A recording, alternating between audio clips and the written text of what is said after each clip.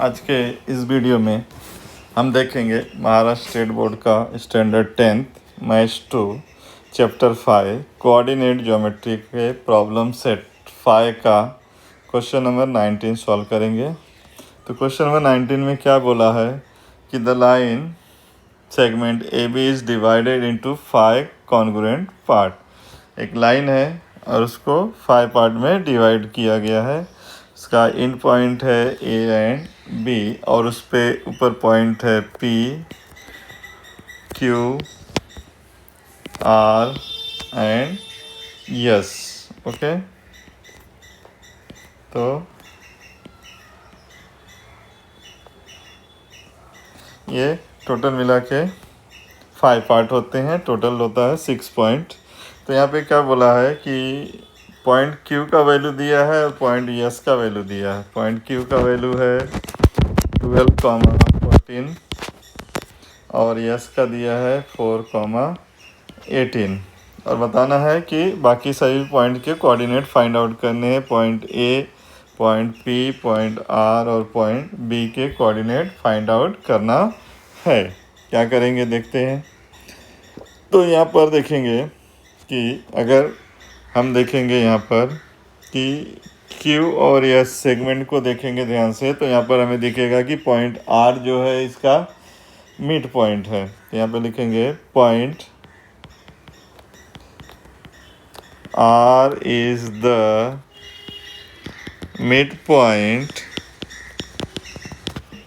Of seg Q yes. Okay, तो यहाँ point Q लेंगे 12, 14 और पॉइंट यस लेंगे 4, 18।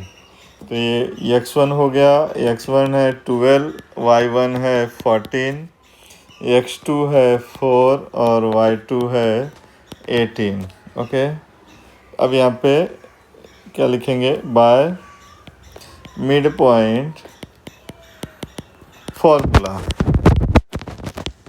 मिड पॉइंट फार्मूला लगाएंगे x equal to x1 plus x2 divide by 2। तो x इक्वल टू x1 है 12 और x2 है 4 डिवाइड बाय 2। तो x equal to 16 divide by 2, x equal to 8। Okay, अब y निकालेंगे, y equal to y1 plus y2 divide by 2। y equal to y1 है 14 और y2 है 18। 14 प्लस 18 डिवाइड बाय 2, तो y equal to 32 divide by 2, y equal to 16। Okay, x और y का आ गया। तो ये हमने कौन सा पॉइंट लिया था, ये पॉइंट था r का कोऑर्डिनेट आ गया। तो यहाँ लिख देंगे the coordinate of point R का कोऑर्डिनेट हो जाएगा यहाँ पर 8, 16। ठीक है, अब फिर से आते हैं डायग्राम में। आर आ गया है यहाँ पर। अब ये देखेंगे यहाँ पर ध्यान से, तो यहाँ से यहाँ तक देखते हैं ए से लेकर यस तक। तो यहाँ पे क्या दिखेगा कि अगर हम लोग सेगमेंट ए यस लेते हैं तो यहाँ पे पॉइंट क्यू जो है मिड पॉइंट हो जाएगा। उसके इस तरफ 2 पार्ट है, उसके इस तरफ भी 2 पार्ट है, तो क्यू हो जाएगा मिड पॉइंट। किसका मिड पॉइंट हो जाएगा, सेग ए एस का। तो यहाँ लिखेंगे the point Q is the mid point of सेग A S. सेग A S का मिड पॉइंट हो जाएगा। ठीक है, तो ए का वैल्यू नहीं दिया है, तो वहाँ पे ए का वैल्यू ले लेंगे हम लोग x1 और y1। ठीक है, यस का वैल्यू दिया हुआ है यहाँ पर 4, 18। यस का वैल्यू है 4, 18। तो x2 equal to 4, y2 equal to 18। Okay, तो यहाँ पर by mid point formula mid point formula का यूज़ करेंगे यहाँ पर। तो x इक्वल टू, एक मिनट, उसके पहले यहाँ पर इसका भी वैल्यू दिया है, q का भी वैल्यू दिया है। q मिड पॉइंट है, उसका वैल्यू दिया हुआ है ऑलरेडी पहले से। q का वैल्यू है 12,14। ओके, 12,14। तो x1 इक्वल टू 12 और x इक्वल टू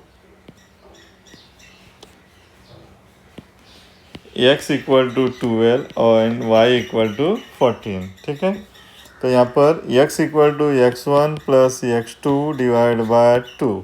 तो x का वैल्यू दिया है यहाँ पर 12, x1 का वैल्यू नहीं दिया है, और x2 का वैल्यू दिया है 4 डिवाइड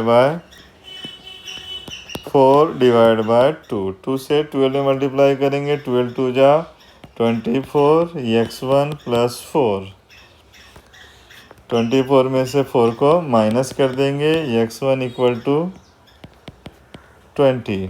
ओके, x1 का वैल्यू आ गया 20 आ गया। अब क्या करेंगे, y का फार्मूला लगाएंगे, y equal to y1 plus y2 divide by 2। तो y का वैल्यू यहाँ पे दिया है 14, y1 का नहीं दिया है, और y2 का दिया है 18। ओके, तो यहाँ पर ये आ जाएगा 18 डिवाइड बाय 2। 14 2 जा 28 इक्वल टू y1 प्लस 18, और यहाँ पे जाएगा 28 माइनस 18 इक्वल टू y1। तो y1 इक्वल टू आ जाएगा 10। ओके, अब यहाँ पर एक इसका कोऑर्डिनेट आ गया, पॉइंट ए का आ गया। तो यहाँ लिख देंगे the coordinate of point A का आया कितना, 20,10। ठीक है, अब यहाँ चलते हैं, यहाँ आते हैं। अब यहाँ पर ए का कोऑर्डिनेट मालूम है, क्यू का मालूम है, और पी जो है उसका मिड पॉइंट है। तो इसका कोऑर्डिनेट निकाल लेते हैं हम लोग। तो यहाँ पे आते हैं, point P is the midpoint of seg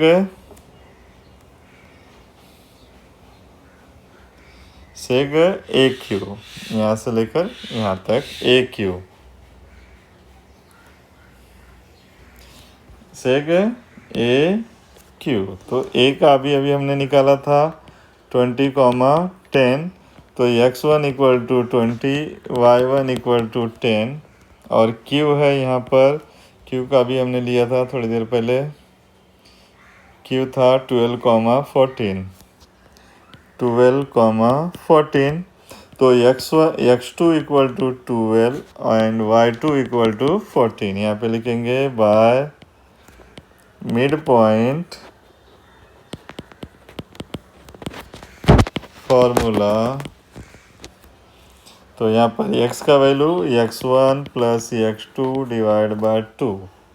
x1 का वैल्यू है 20, x2 का वैल्यू है 12 डिवाइड बाय 2। ये दोनों को ऐड किए 32 डिवाइड बाय 2, ये आ गया 16। ओके, किसका वैल्यू आया, x का वैल्यू आया। अब y का निकालेंगे, y equal to y1 plus y2 divide by 2। तो y इक्वल टू y1 है 10 और ये है 14। 10 plus 14 divide by 2, y equal to 24 divide by 2, y equal to 12। Okay, अब यहाँ पे लिखेंगे the coordinate of point P लिया था हमने यहाँ पर, P is the mid point. P का कोऑर्डिनेट क्या आ जाएगा, 16,12। ठीक है, अभी P आ गया, A आ गया, और यहाँ पर R आ गया, और क्या बचा है, B बचा हुआ है। तो क्या करेंगे कि यहाँ पर ये देखेंगे, ये सेगमेंट RB को अगर हम ध्यान से देखेंगे तो यहाँ पर जो है यस उसका मिड पॉइंट दिखेगा। ठीक है, तो यहाँ पे लेते हैं point S is the mid point of R B.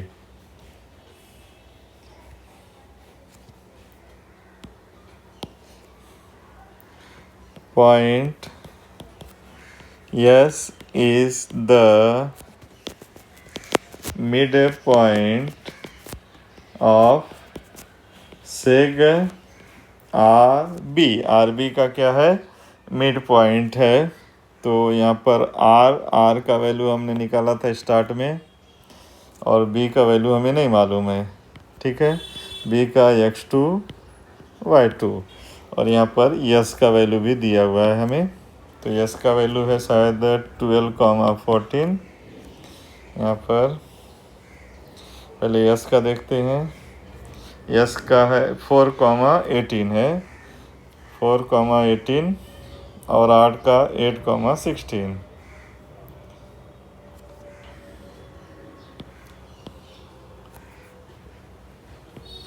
तो यहाँ पे 4,18, और यहाँ पे आर का है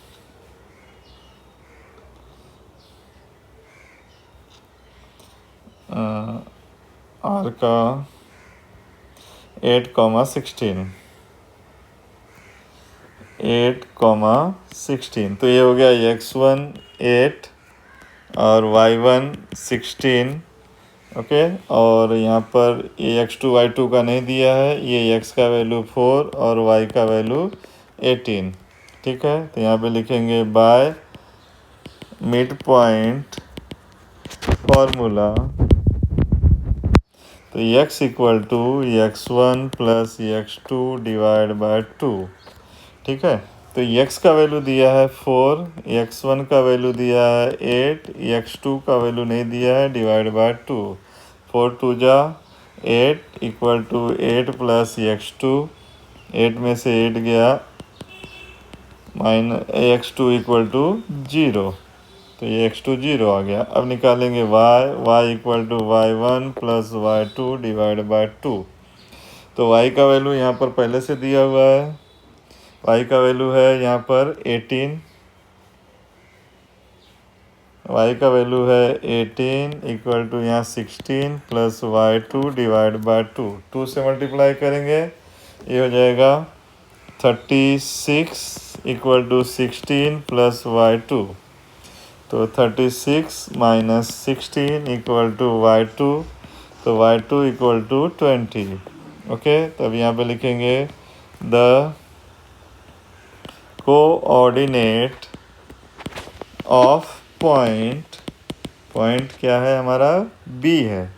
ओके, B, पॉइंट B कितना आया? पहले आया 0 और दूसरा आया 20।